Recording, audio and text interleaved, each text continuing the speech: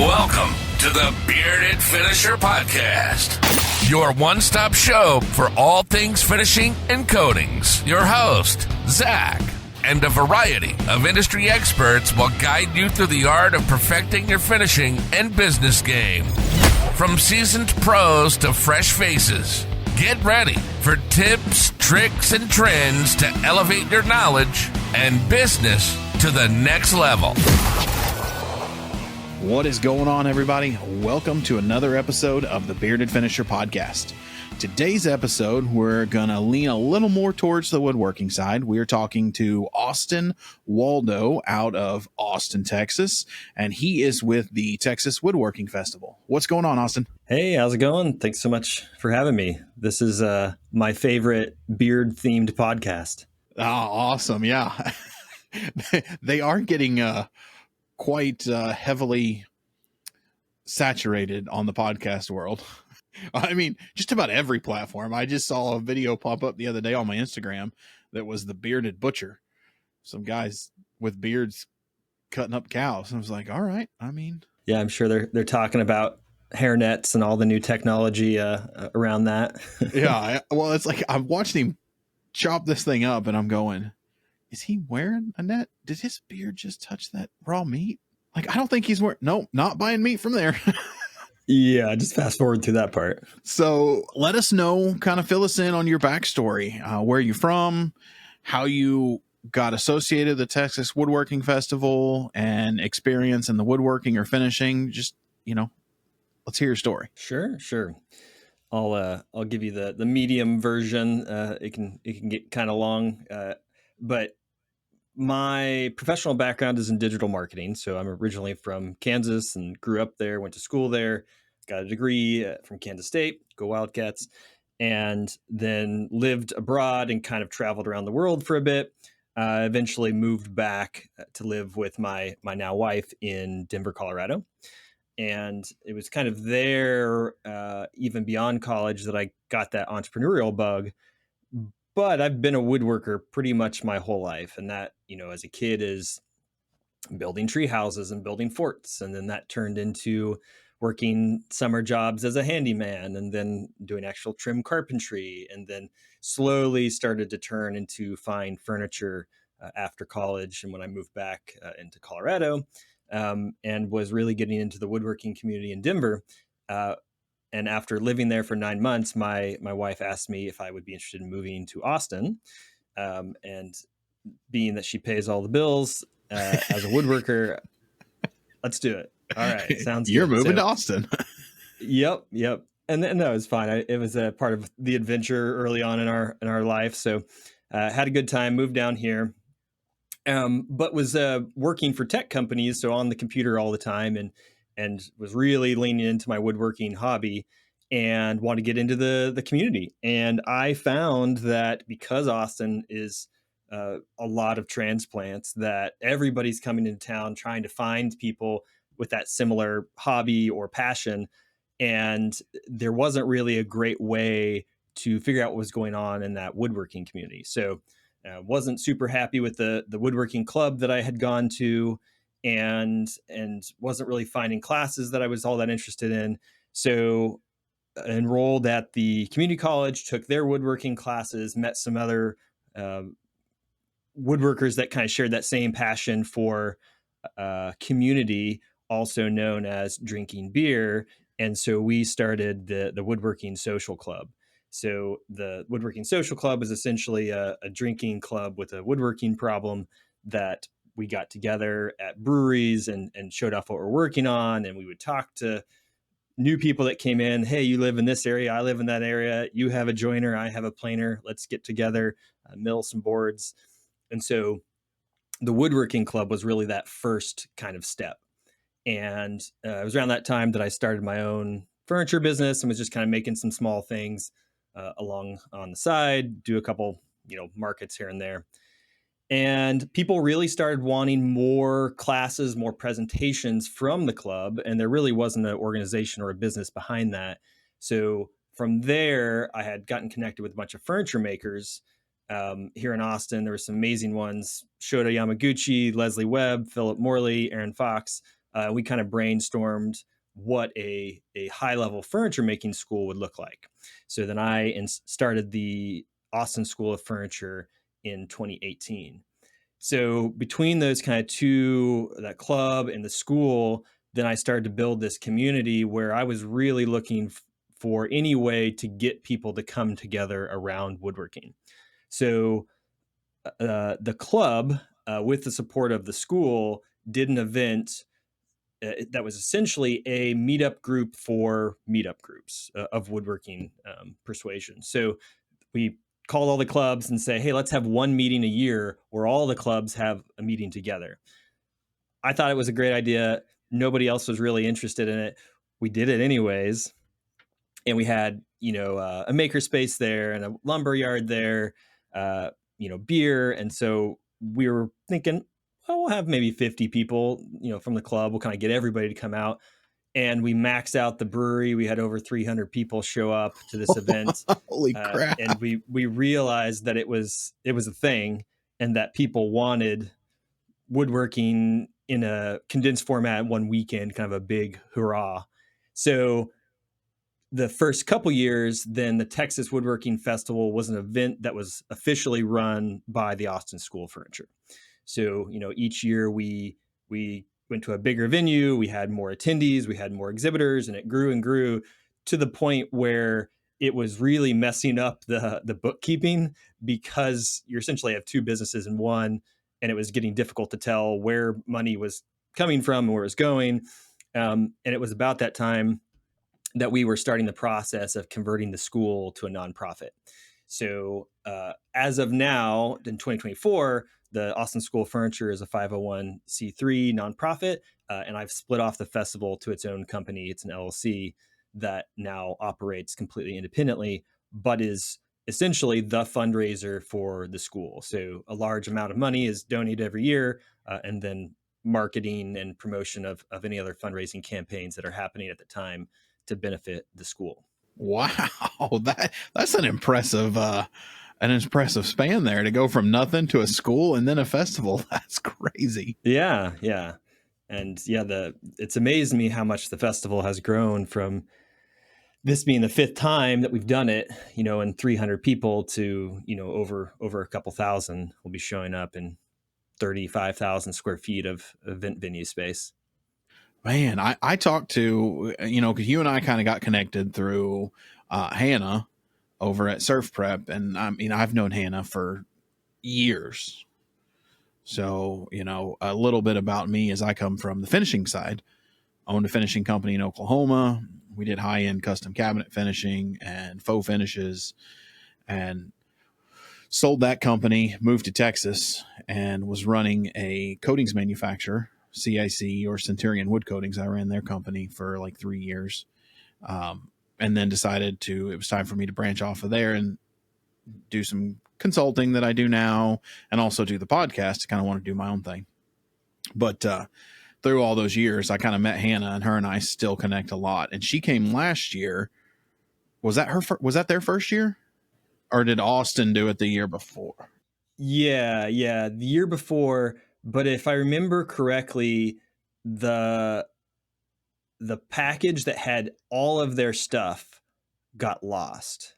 And so, this is ringing a bell that they came to the show. All they had was one sander, because the stuff they shipped, I think the airport lost it or something.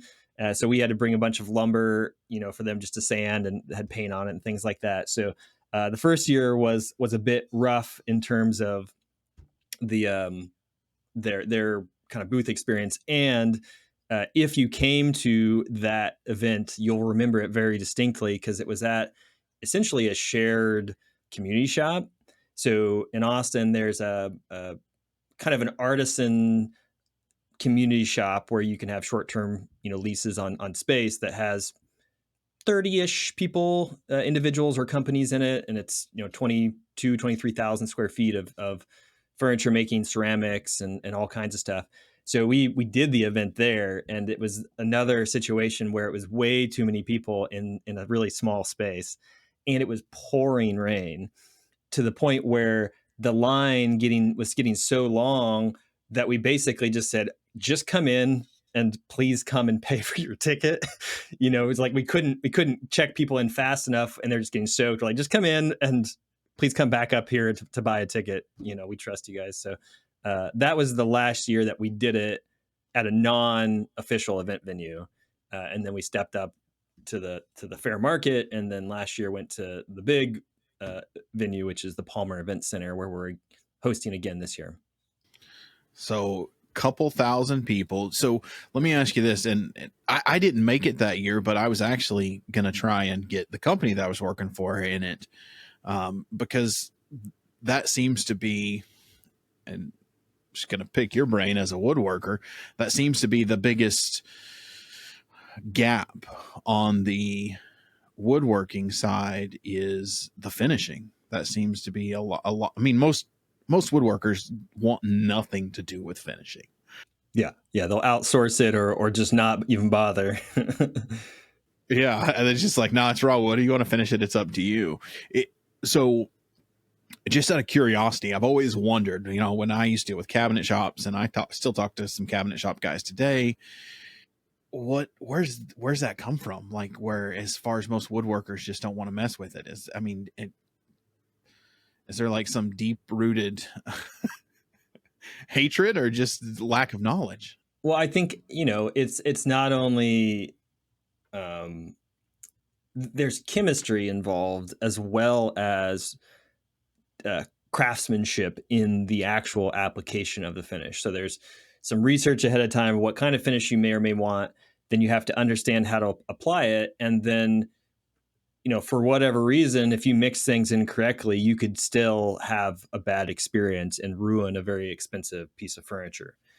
And I think because of that, at least when it comes from the school and hiring instructors to talk about finish, woodworkers experiment very early on, and then they find something they like, and then they just stick with it.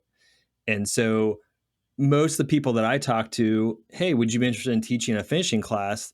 They're like, well, I only use this one finish. I've used it for 20 years. I don't know about anything else. It's like, well, we need to teach a little bit of everything. So it's I think from that standpoint that it's difficult to do, and you need specialized equipment. You need a clean shop. There's all these things that you have to have even to approach it. And then you get to that cost analysis of all of that, and it's like, well, there's a finisher down the road. I could just take my piece to him, and I could move on, and the finishing will probably be better. The place I had mentioned to you, that Splinter Group community shop, has a finisher there, and because it's a community shop, there's constantly dust in the air where it's really difficult to do any type of spray finish in the main space. And when you just put your piece on a cart and you wheel it 100 feet, and she can do some of the best finishing that you've ever seen, different lacquers and varnishes and things like that, then it's pretty easy. Yeah. So with the school, Austin Woodworking School, are you guys currently teaching finishing now to kind of help bridge that gap a little bit? Yeah. We have a standalone finishing class. It's a weekend that we teach. And one of the most common questions when we have any of the other classes where they're making the furniture is, are we going to put finish on these pieces? And 9 times out of 10, the answer is no, because we're going to be woodworking up until the very end of the last day. And so you would put finish on your piece, and then you would not be able to take it home, or you might, most finishes, you're not going to be able to move it within a couple hours. So that's the issue, where it's like, well, we could put a coat of finish on it, but you're not going to be able to get it home and be ready to use it. You could take it home and continue with the finishing. But usually we send them home. We'll talk about it. Sometimes we'll do samples where, hey, now you've learned these 4 finishes, do your own experimentation and finish it at home. But we do have a standalone finishing class where we go over about 6 or 7 common finishes and work through them and practice and get real nerdy into the science and chemistry. Are you guys doing water-based pretty heavily right now, or are you still doing solvent? We do everything. I mean, in the finishing class, it's a matter of kind of what we feel safe with in terms of them applying. So we're not doing any spray finishes, and we'll talk about some of the lacquers that we have, but we keep it pretty simple just for the amount of time that we have with, the main one that we talk about a lot is shellac, because the teacher is, a conservator. So we talk about, not quite into fringe polishing, but how to use shellac properly, in a way that works really well, that's really easy. And then we talk, about some of the oil waxes, and then Some of the hand applied oils, Danish oils, polyurethanes, and water versus oil. So it's kind of more, we'll talk about the foundational skills of understanding what's happening, to realize, okay, well, if it has this type of solvent, then you might be dealing with these types of things. Here are the pros and cons to these. Just kind of working through all that, so they have the foundational skills to then go home and understand what they're reading on, side of the can, or when they get onto a website, that they can kind of get through all the other stuff that might be incorrect that's posted out there. That sounds like it'd be a lot of fun. If you guys ever had an opportunity, being not far down in Austin, man, I'd love to come down there and maybe do like an intro class to finishing to kind of help people understand industrial coatings. Because that's where I have a big passion. I love coatings, and a passion for teaching people how to understand them, how to apply them, what coating is right for what situation, and some application techniques mixed with equipment. I used to do that a lot at Centurion when I was there. And then when I was in Oklahoma, I would teach finishing classes as well.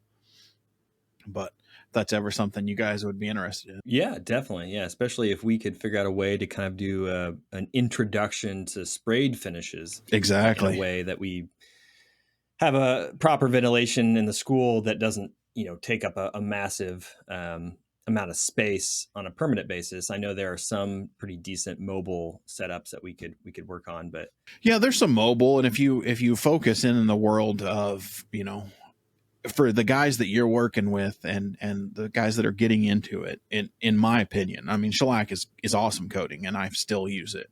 But water base with the new technologies out there is a lot safer than the solvent. You don't have to worry about whether it's stained, pigmented, or clear. You don't have to worry about explosions. Cleanup's easier. You don't have to have co-solvents lying around to thin. But also, when you get into the world of finishing, there's a company that I found. They're up in Canada. They're called Ventless, and they make a custom size or spray booths. And we have one up. CIC has one. We put one in there in the lab up there that has a no permit required booth, because it's the same size as like a dryer vent, like a 5-inch duct, but it recirculates 98% of the air back into the booth. It kind of creates a wall, so your overspray doesn't get out, but being that it's water based, you don't have the smell, and you don't have to worry about the solvents floating in the air or anything like that, or if any VOC regulations, because it's all below the limit. But there's some other options that you can go to and team up with maybe one of the local paint suppliers down there, like what's his name, the Benjamin Moore store. They have probably got a good area that you could team up and do a class with them. There you go. Well, if Ventless wants to reach out about a sponsorship, we're available. There we go. I've still got a guy's name. I'll reach out to him. They're really cool guys. I met them at IWF 2 years ago. Really awesome guys, and the booth is very unique. The fact that you don't have to have it permitted. Nowhere in the U.S. does it require a permit, because it's not removing the airs, and you don't want to use it with solvent, because it's not going to work that good. But if you're just doing water-based coatings, it worked very well. We had it in a lab with chemists working, and you couldn't tell anything. You could spray in it all day long. It's got some activated charcoal in there to get rid of the smell or any of the ammonia smell that comes from water-based coating. Works really good. But all definitely. But so kind of back to the festival. What can people expect as far as, vendors? How does the show run? What's the setup like for those than the community that might want to come check it out? Yeah, there's a couple options. So the setup of the event is there's a large exhibition floor. That's where you're going to find all of the exhibitors that are showing off the different things that they're bringing. There's also a stage that's on the exhibition floor. So if you have a general admission ticket, whether it's the weekend or the 1 day pass, you'll be able to check out all of those booths. There's some activities, there's some turning, there's going to be some carving, things like that, where you can get hands on. There's a kids zone for some woodworking themed activities that's going to be run by the Austin Tinkering School. And then on that stage, we've got live music, we've got demos, we've got panels, the raffle, things like that. That's all happening on the first floor. And then if you want to step it up a little bit, there's the EDU pass, which gets you to all of the classes that are on the second floor. So there's 2 large spaces for a couple hundred people on the second floor. And those are classes from 30 minutes to 90 minutes that could be covering social media, pricing your work, the science of wood glue, to demonstrations of actual, bent lamination, making Windsor chairs, things like that. And we've got a really good AV team that's got TVs and cameras and camera people that are doing all of those, so that you can see really well during the show. But then the big thing this year is that we are creating a digital pass where all of those are going to be recorded and edited and will be up on a separate Texas Woodworking Festival website.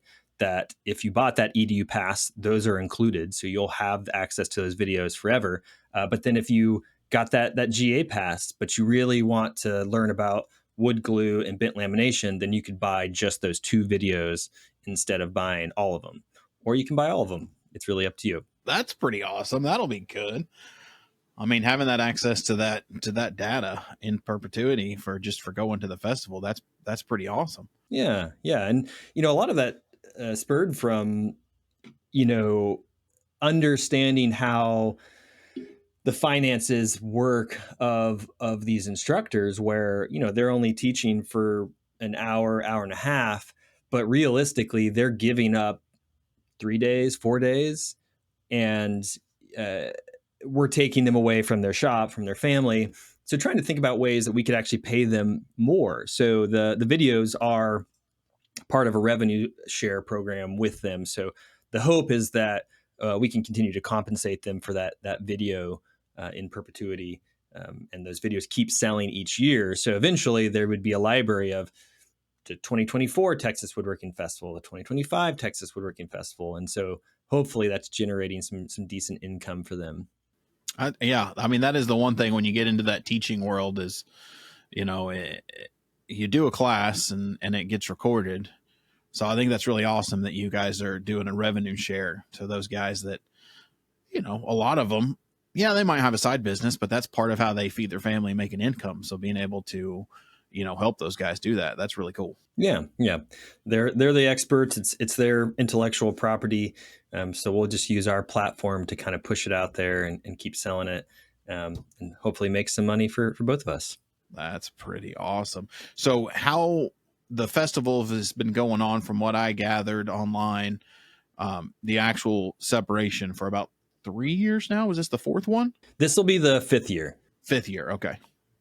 And I know we haven't hit that yet, but I do want to hit the dates more than once. So it's coming up in November. Right. Yeah. November 9th and 10th. If you're in town a little bit early on that Friday, the 8th, we're having a pre-party. So the Oneida Air Systems pre-party, just right down the street. You can walk there for a little golfing and beer and hanging out, kind of welcome everybody to Austin, kick things off before we have 2 days of all things woodworking.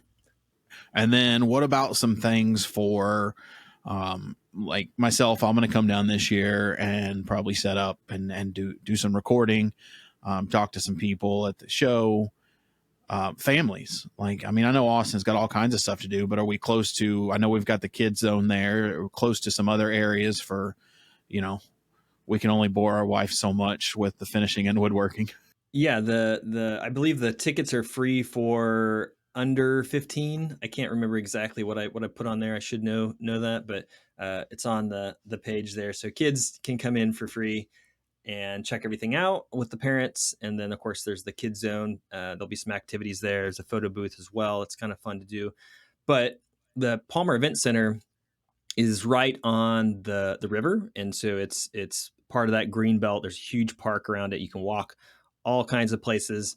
You can go into downtown, and you're close enough where you can get to South Congress really easily.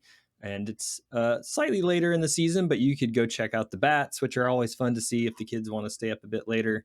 And there's activities downtown that will be happening. All kinds of things. I don't know all the best things for kids to do, not having kids myself, but I'm sure there's things to do for kids. Yeah, we've been there quite a few times, gone down there for fun. There's all kinds of stuff in the downtown area. My son is 7. He wants to do but I think they may have gotten rid of it, the F1 experience. They had like a kids version where you could go race cars, but I haven't seen it here. I've been trying to, if it's just not in season because there's a lot of races going on. But yeah, they used to have a deal where I don't know how much it was, but you could go and spend like 2 hours and they suit you up in the full uniform, and they had some kid cars, and you could go around the F1 track and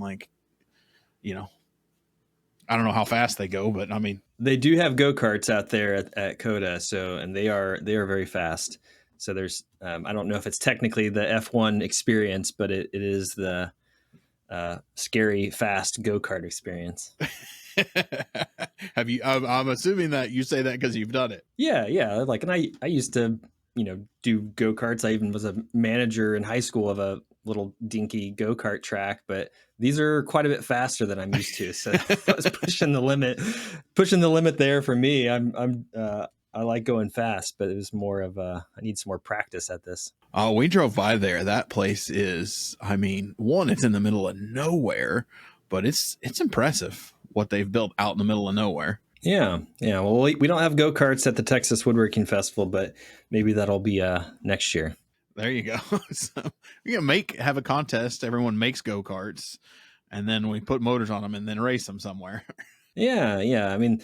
We're going to have lots of furniture there this year that people can see, and there'll be activities. There's a lot to do. There's really good food, picnic tables, and kind of lounge areas to hang out.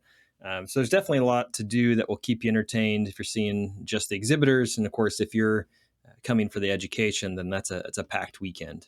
So on the exhibitor side, let's kind of roll into that one. What can the visitors and people from the community expect as far as to come talk to if they're looking for something in particular? Like, what kind of exhibitors are we going to have at the show? That's one thing that I really like about our show is we're able to tier our prices based on the company size. So what that ends up resulting in is you'll have somebody that just has a small space that is just a garage woodworker that maybe makes a chair from time to time and just wants to show what they are doing. So although their clientele may not be other woodworkers, they want to have a table and kind of show, hey, I'm making these things. I've got some cutting boards, or I've got some chairs. Just a one person, hobbyist woodworker, all the way up to your SEMs and your Felders and, large machine manufacturers that are going to be there. So you'll find furniture makers, lots and lots of hand tools. We do have some finishing companies that will be there, and then tools and machines and content creators. It'll be a little bit of everything kind of at the show. That'll be good. Yeah. I think in the finishing world, even in the woodworking world, we're also used to the AWFS, the IWF, and those things are they're just so big. You can't, I go to them every year, and you doesn't matter how often you go to them, you still don't get to see it all. Even if you try to plan it out in sections by year, they're just so big. Right. So having one a little smaller, that's a little more intimate, where you can actually spend time, that sounds really appealing. I'm excited. Yeah, for sure. We basically say, if it can't fit into a garage, then it doesn't fit at our show. And that doesn't mean that we don't let certain woodworking companies come. It's that when we have a large company like SEM, the tools and machines that they should be bringing are ones that are appropriate for hobbyists, kind of semi-professionals to small professional production shops. So although it's cool, we won't be having, multi-million-dollar edge banders and robots picking up sheets of plywood. We're going to have, sliders and combo machines that somebody that has a small shop at home or 1, 2, 3 employees making cabinets and things like that might be interested in. So you said some finishing companies. Who on the finishing side are you guys going to have at the show? I think Osmo is going to be there. We've got some raffle prizes, I think, from Sutherland Wells, and who else? Somebody else is coming. I can't remember off the top of my head. It's about 70, 72 exhibitors at this point. So it's getting bigger every year. We've got a decent world, decent community on the manufacturing side. Being that it's in November 9th and 10th, are you guys still allowing people like manufacturers that want to come set up a table? Do you guys still have spaces available? We have a couple booths left, but we are closing sales in about a week or two. So that would be mid-October. I'm not exactly sure when this episode will air, but if there's anybody that wants a table, you can still reach out and we'll do what we can to fit you in. But yeah, once we get about 3 weeks out, then we can't really add any more people. Yeah, that makes it a little hard. Okay. So on the, I know we're getting into there and I don't want to keep too much longer. I know you got kids and you got classes to go teach those kids how to do some woodworking, but I kind of wanted to hit a little bit. You talked about you've always been an entrepreneur at heart. Just kind of give us a little background as your entrepreneur and how that started so young and then how that's progressed to today and how you think that's benefited you. I'm not exactly sure if there was one particular moment that kicked that off. I do remember very vividly my dad being very adamant about teaching us about finances when we were kids. So from an allowance that had to be broken up into spend and save and share. So like giving away to charities or to churches or things like that. And I don't remember how much my allowance was. It wasn't that much, but thinking, okay, well, I get paid this amount per month. And then my dad would say, well, if you mow the yard, then we'll give you a few more bucks. And so things like that, where it's like, oh, okay, I spend more time working and then I can get more money and then I can buy certain things or give away money to those that need it. And I found that to be enjoyable. So then, that turns into lemonade and mowing businesses and then actual jobs. And I think I made more money mowing than I do now, though, if I remember, just rolling up into a neighborhood street and mowing 5 or 6 yards in a row and walking away with a bunch of cash. But they may have been giving me some pity money at that point. But, yeah, it's just I have found that I'm very impatient and it's hard for me to want to wait on other people. So I would rather just do it myself and get it done and over with. If somebody's talking about it and you see a need in the market, then talk to more people and see if it's a real thing and then go for it. It's in terms of a small proprietorship or LLC, it's pretty easy to start a business. And depending on what it is, if you're doing it smart, then you can have kind of a low risk, endeavor that's just kind of a fun thing to start and do on your own. Once you start getting up, having lots of employees and commercial leases and things like that, then it's quite a bit more risky. But, it's kind of one of those things of why not? If you think you got a good idea, go for it. That's what I say, man. If you got an idea, our economy and our American way is if someone's not doing it, then do it. Just go for it.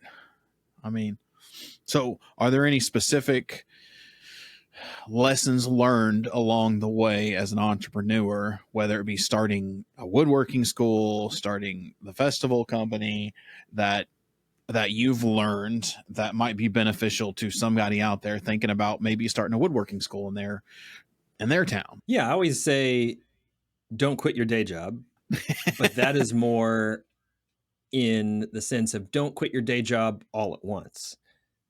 Work full time, do something nights and weekends. See how that goes. You start to do really well. see if your company will let you go part-time. Do that, see how it goes.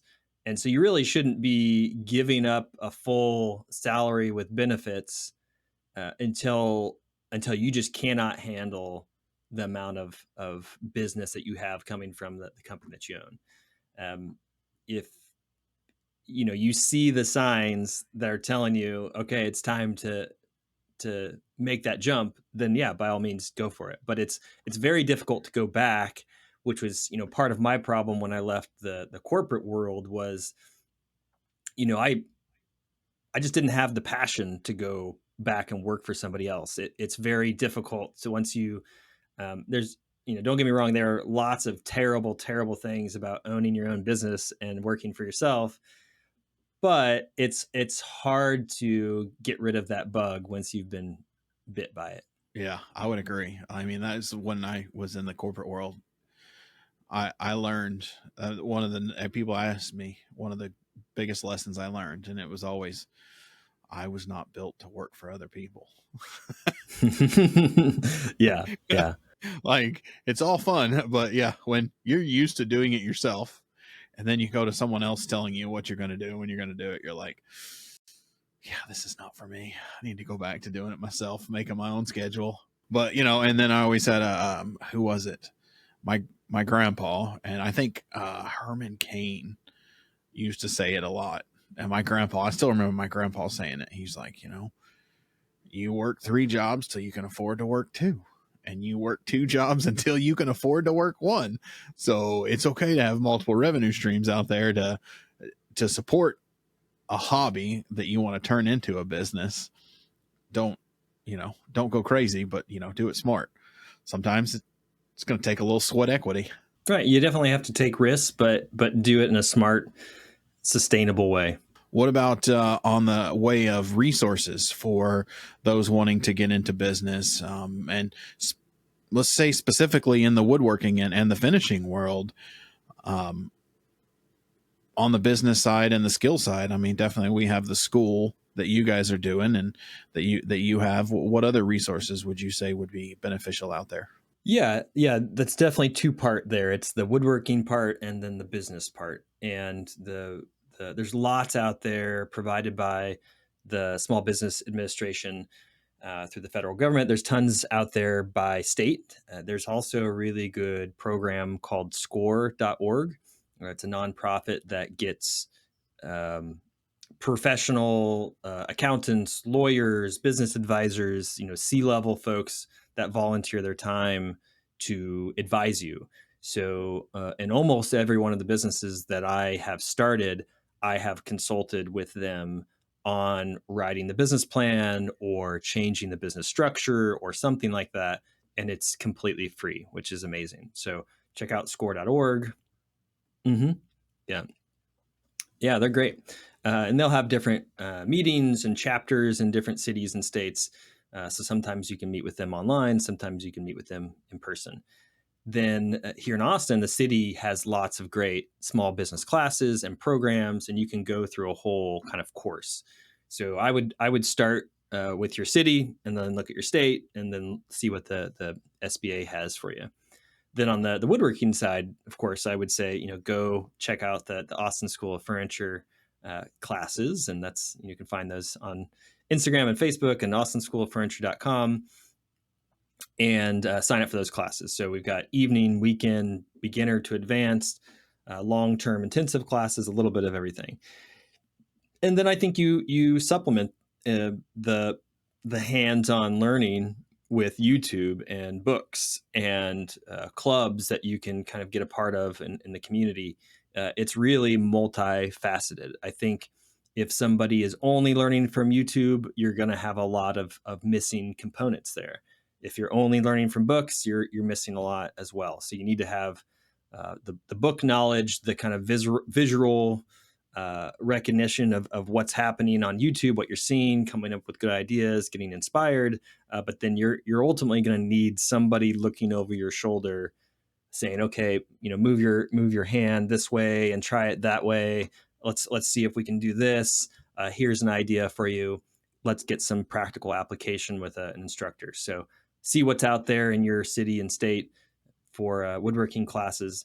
But of course, people travel in for our classes as well. We recently did a data analysis of all of our students and realized that we are missing 4 states out of the United States that we've had students come from. So, Wow.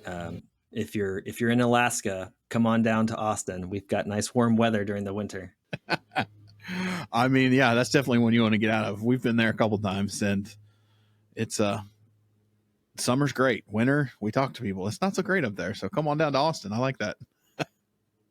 So what other states are we missing? We got Alaska out. Where else? Hawaii, and then there's 2 other random states that I can't remember exactly what they were, but I'd have to look back. Maybe like Rhode Island or something. Okay.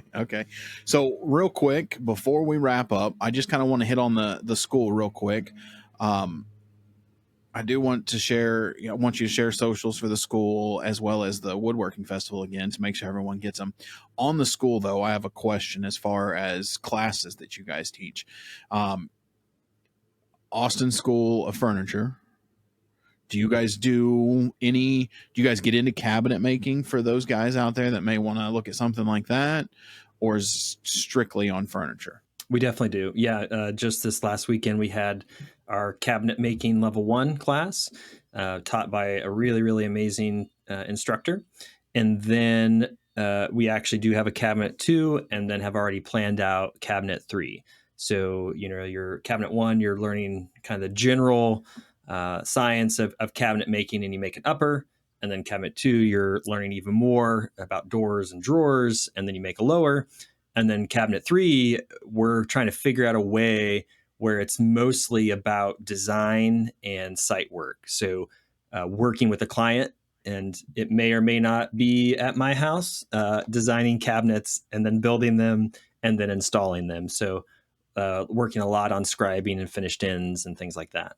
Okay, that's a good one. Yeah, I would say, just as a recommendation from being in the finishing world for so long, another great class, if you could figure out, I don't know how you would structure it, was installing finished cabinet. Right. I mean, installation is its own thing for sure. And it's a huge need, like in the cabinet world, because pre-finished are becoming more and more prevalent as years go on. Over the last 10 years that I've been in the business for over 15. And I would say in the last 7 to 10, you're seeing more cabinet shops, finishing shops open up, pre-finishing, partnering with cabinet builders. Man, I can't even count on the times on one hand that I've walked to a job site of pre-finished, and the amount of face nails just makes you want to cry. Just, it's different. I mean, installing pre-finished cabinets and walking in with a 16 gauge finish nailer, it's not going to work. Yeah. A whole class on just working with other trades. How do you carry your stuff in? Oh, that'd actually be a great class. Yeah. Yeah. And dealing with the drywall that they left you, and deal with the plumbing that they left you. Yeah. And then how to walk away when the granite installer walks in, so you don't want to hurt someone. With a big old slab for an island and 2 guys, and you're like, I gotta walk away. I can't watch this. Well, man, Austin, I don't want to keep you too much longer. I know you got stuff going on, but before we wrap up, big thing that I like to ask my listeners or ask my guests is just to kind of give an idea and a feeling of what Austin's like outside, and kind of create a more personal experience for the listeners. Is what's something about Austin outside of the woodworking school and outside of the festival, passion that you have, or something that might surprise us about you? Yeah, when you started that sentence, I didn't know if you're talking about the city or you're talking about the person. So Austin, I know that gets a little. Yeah, Austin, the person, loves beach volleyball, beer, dogs, hanging out with my wife, and I do a lot of fishing. So if I can get outside and spend some time outdoors, then I'm happy. Nice. You're in the best place to do that. Lots of swimming and cooling off in some of the springs we have around here for sure. My wife loves the rivers and stuff down there. She loves New Braunfels and Austin, and we just recently started going to Hill Country. That's a experience in itself that I didn't even think existed anywhere outside of Northern California. But it's crazy. Yeah, it's amazing. There. Yeah. Well, let's do, before we wrap up, let's do socials. I want both the school, so everyone knows how to go check out the school and any classes you guys have coming up, and then make sure we do the festival as well, because we want to get that name out there. Yeah, for sure. Yeah, if you're interested in the woodworking classes that the school offers, that's at austinschooloffurniture.com or .org. And then social is just at Austin School of Furniture on everything. Like I said, we're now a nonprofit. So if you ever need to make a tax deduction and you want to send a little donation to help with some scholarships and some funding for other students, then please reach out to us on austinschooloffurniture.com/donate.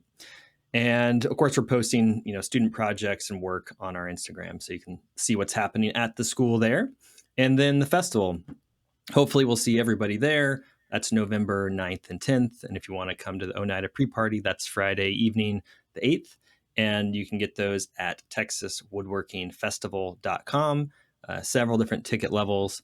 And then, of course, we're posting all kinds of photos and information on our Instagram and Facebook at Texas Woodworking Festival. Perfect. Make sure you guys get out there, follow them, come check us out at the show. We can't wait for everybody to see it. I'm excited. This will be my first time at the show.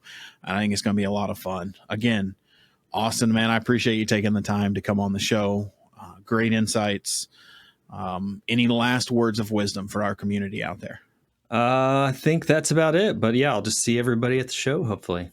Awesome. Again, I appreciate you coming on. It was awesome. We'll get you on while we're at the show as well to talk about how things are going and how everybody's doing with the classes and stuff like that. I think that about wraps it up, man. We thank everybody for listening. Make sure you're subscribed. Episode's going to come out every Monday. Check us out on YouTube, and everybody have a good week. We'll see you later. And that's a wrap on this episode of the Bearded Finisher Podcast. We thank everyone for joining. Keep hustling, keep learning, and never settle for anything less than your best. Remember, the path to perfection is a journey, not a destination. Until next time.